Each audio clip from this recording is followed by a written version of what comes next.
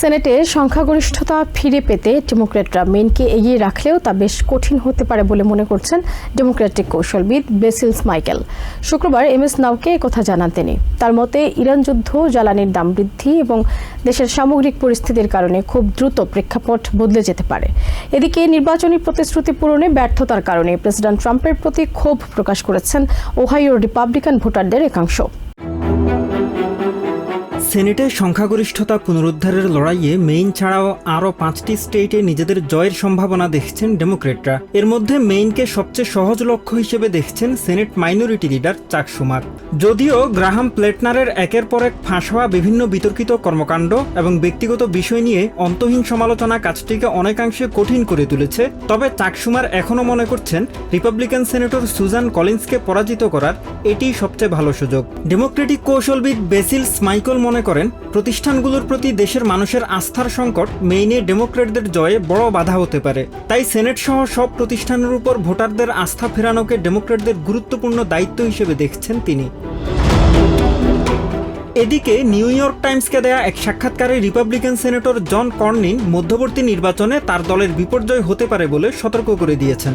এর ফলে president Donald ট্রাম্পের জন্য তার মেয়াদের শেষ 2 বছর দুর্বিষহ হয়ে উঠতে পারে বলেও জানান তিনি। তবে তার এই মন্তব্যগুলোকে প্রতিশোধমূলক বক্তব্য হিসেবে অভিহিত করেছেন রাজনৈতিক বিশ্লেষকরা। যদিও বিশ্লেষকদের একাংশের মতে রিপাবলিকানরা এখন কিছুটা স্বস্তিতে থাকলেও ইরান যুদ্ধ, জ্বালানির দাম বৃদ্ধি এবং দেশের সামগ্রিক পরিস্থিতির কারণে খুব দ্রুত প্রেক্ষাপট বদলে যেতে পারে। অন্যদিকে প্রেসিডেন্ট ট্রাম্পকে ভোট দেওয়ার জন্য ওহাইওর ভোটারদের মধ্যে এক ধরনের অনুশোচনা লক্ষ্য করা গেছে।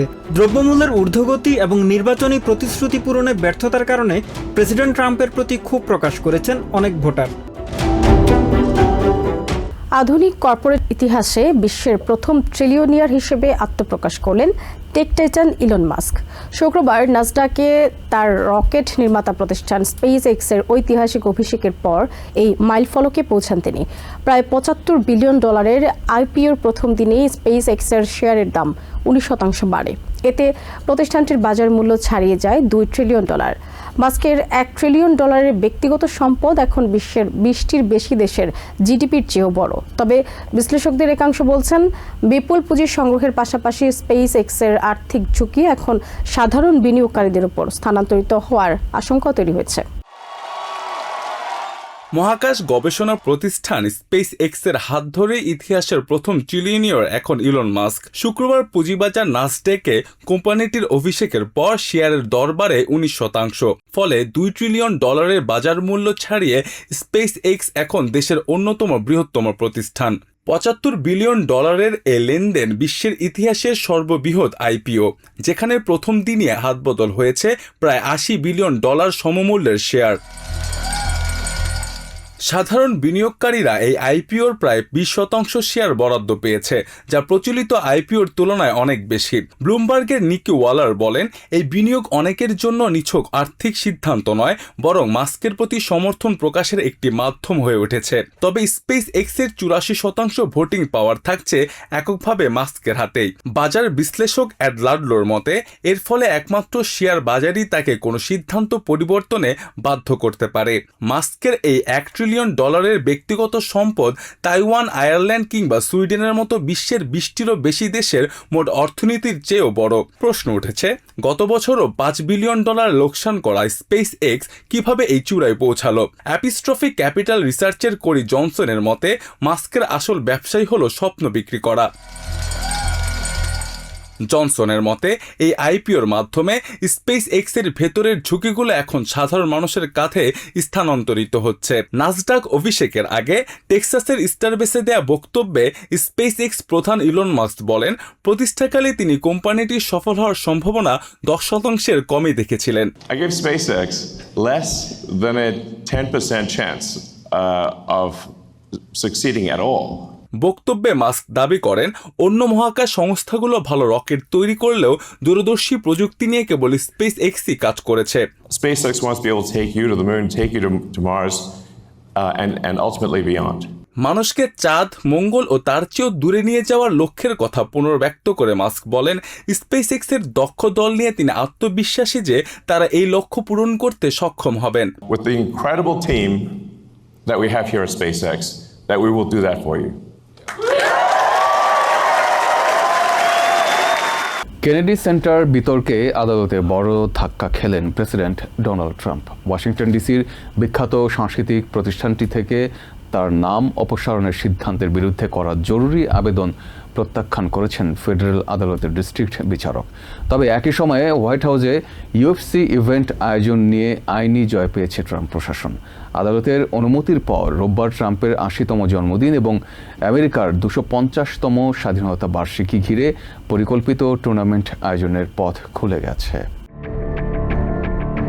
ঐতিহ্যবাহী কেনেডি সেন্টার ফর পারফর্মিং আর্টসের নাম থেকে প্রেসিডেন্ট ডোনাল্ড ট্রাম্পের নাম মুছে ফেলতে আদালতের নির্দেশ বহাল থাকছে। শুক্রবার ওয়াশিংটন ডিসির একজন ডিস্ট্রিক্ট জাজ ক্রিস্টোফার কুপার এই রায় দিয়েছেন। ফলে শুক্রবারই প্রেসিডেন্ট ট্রাম্পের নাম অপসারণের কাজ সম্পন্ন করতে হবে। ইতিমধ্যেই ভবনের সামনে স্ক্যাফোল্ডিং তৈরি করা হয়েছে এবং নাম সরানোর প্রস্তুতি চলছে। আদালতের নির্দেশ অনুযায়ী দিন শেষের আগেই নাম অপসারণ সম্পন্ন হবে বলে ধারণা করা হচ্ছে। বিচারক কুপার তার রায় বলেন, কংগ্রেস এই নামকরণ করেছে এবং শুধুমাত্র কংগ্রেসই এই নামকরণ পরিবর্তন করার অধিকার রাখে। ডেমোক্রেটিক কংগ্রেসম্যান জয়েস বিটের করা অভিযোগের প্রেক্ষিতে এই নির্দেশ দেন ডিস্ট্রিক্ট জাজ। তবে অপর এক আদালতে প্রত্যাশিত রায় পেয়েছে প্রেসিডেন্ট ট্রাম্প সমর্থকরা। হোয়াইট হাউসে রবিবার অনুষ্ঠিত হতে যাওয়া ইউএফসি টুর্নামেন্ট বাতিলের আবেদন খারিজ করেছে ফেডারেল আদালত। ভার্জিনিয়ার ২ বাসিন্দার অভিযোগের প্রেক্ষিতে বিচারক অমিত মেহতা এই নির্দেশনা দেন। আদালত বলেন, অনুষ্ঠান শুরুর সময় খুব কাছাকাছি হওয়ায় এবং ইতিমধ্যেই এর প্রস্তুতিতে $৬০ মিলিয়ন ব্যয় হওয়ায় তা বন্ধ করা উচিত নয় বলেও জানান তিনি। আমেরিকার ২৫০ বছর পূর্তি উপলক্ষে দেশের মানুষের জন্য এটি দারুণ উপহার বলে মন্তব্য করেছেন স্টেট সেক্রেটারি মার্কো রুবিও। ওয়াশিংটনে তিনি বলেন, দেশের জনগণের জন্য এটি একটি উপহার। তারা তাদের হোয়াইট হাউসকে পেছনে রেখে এই ঐতিহাসিক ইভেন্ট দেখতে পারবে বলে মন্তব্য করেন তিনি। That's what Saturday Sunday is about. It's a gift to the American people. They're going to see their White House in their capital on their nation's birthday celebrating with a historic event. বিশ্বজুড়ে ১ বিলিয়নের বেশি মানুষ আমেরিকার ২৫০তম প্রতিষ্ঠাবার্ষিকী দেখবে। এই আয়োজনের মাধ্যমে দেশের ভেতরে থাকা বিশ্বসেরা অ্যাথলেটদের পারফর্ম দেখার সুযোগ হবে বলে উল্লেখ করেন তিনি। America celebrate its 250th birthday with the White House in the background and some of the best athletes in the world in that octagon, and we're happy to be a part of that, and we're happy to be a part of all the things we're going to be working on together in the years to come. এদিকে CNN প্রকাশিত এক জরিপে দেখা গেছে মাত্র 16% মানুষ মনে করেন স্বাধীনতা দিবসের অনুষ্ঠানে ইউএফসি আয়োজন উপযুক্ত। পাশাপাশি দেশের 80%-এরও বেশি মানুষ প্রেসিডেন্ট ডোনাল্ড ট্রাম্পের বিভিন্ন সিদ্ধান্তকে অগ্রহণযোগ্য হিসেবে মনে করেন। 45 বছরের কম বয়সী আমেরিকানদের মধ্যে প্রায় 81% মনে করেন ইরান যুদ্ধে ব্যয়ের তুলনায় তেমন অর্জন নেই। একই বয়সী ভোটারদের মধ্যে ট্রাম্পের পররাষ্ট্র নীতি নিয়েও অসন্তোষ বেশি। জরিপে 60% ভোটার জানিয়েছেন হোয়াইট হাউস সাধারণ মানুষের জীবনযাত্রার বাস্তবতা থেকে বিচ্ছিন্ন হয়ে গেছে। হলিউড ও বিশ্বজুড়ে বিনোদন জগতে বড় ধরনের পরিবর্তনের পথ খুলে দিয়েছে ট্রাম্প প্রশাসন। ওয়ার্নার ব্রাদার্স ডিসকভারিকে $111 বিলিয়ন কিনে নেওয়ার জন্য প্যারামাউন্ট স্কাই ড্যান্সের প্রস্তাবিত চুক্তিতে অনুমোদন দিয়েছে জাস্টিস ডিপার্টমেন্ট। এই অনুমোদনের মাধ্যমে বিশ্বের অন্যতম বড় মিডিয়া একীভূতকরণ পরিকল্পনা আরও এক ধাপ এগিয়ে গেল। চুক্তি সম্পন্ন হলে সিএনএন, এইচবিও, ডিসি স্টুডিও সহ ওয়ার্নার ব্রাদার্স ডিসকভারির বিশাল বিনোদন সাম্রাজ্য যুক্ত হবে প্যারামাউন্টের সঙ্গে। প্যারামাউন্ট ও ওয়ার্নার ব্রাদার্স ডিসকভারির চুক্তিটি চূড়ান্ত হওয়ার আগে এখনো কয়েকটি ধাপ বাকি রয়েছে। ক্যালিফোর্নিয়া, নিউ ইয়র্ক সহ কয়েকটি স্টেট যদি আইনি চ্যালেঞ্জ করে, তাহলে এই ঐতিহাসিক অধিগ্রহণ নতুন জটিলতায় পড়তে পারে। ডিপার্টমেন্ট অব জাস্টিস জানিয়েছে, প্রস্তাবিত অধিগ্রহণ নিয়ে তারা কঠোর ও বিস্তারিত তদন্ত করেছে। তাদের মূল্যায়নে এই চুক্তির বাজার প্রতিযোগিতা বা আমেরিকান ভোক্তাদের ক্ষতির কারণ হওয়ার সম্ভাবনা নেই।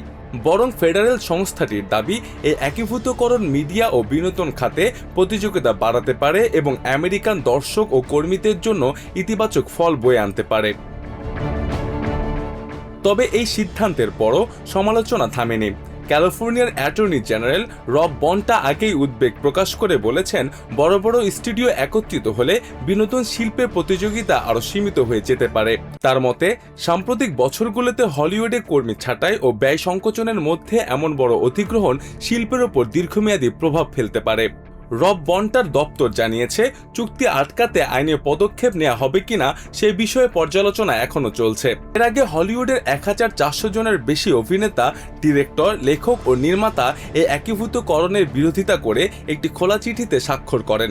তাদের দাবি, এই চুক্তির ফলে নির্মাতাদের কাজের সুযোগ কমতে পারে, বিনোদন খাতে চাকরি হারানোর ঝুঁকি বাড়তে পারে এবং দর্শকদের জন্য কন্টেন্টের বৈচিত্র্য কমে যেতে পারে।